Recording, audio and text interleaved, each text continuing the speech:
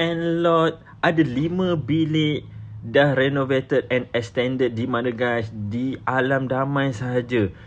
2 minit dah boleh sampai ke masjid. Sangat-sangat best. Dengan dia punya condition dalam well maintained, cantik. Nak dapat macam mana lagi unit yang macam ni, sangat-sangat selesa, luas. Ada 5 bilik dan 4 bilik air. Siap tangga pun dah tukar daripada kayu, dah naik daripada batu. Ini adalah bilik bahagian bawah.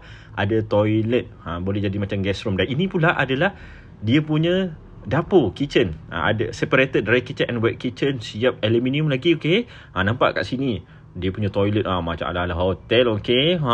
Nak dapat macam ni sangat-sangat untung tau. Dan master bedroom dia pun sangat-sangat selesa. Siap dah ada plaster ceiling, ada toilet sendiri kat dalam. Sangat-sangat untung siapa yang dapat rumah macam ni. Kalau anak yang ramai, tak payah berebut-rebut toilet, sebab boleh dapat satu bilik. Dan kalau macam ni kan ada toilet sendiri. Cepat kontak dengan saya, InsyaAllah anda akan dapat rumah idaman ini.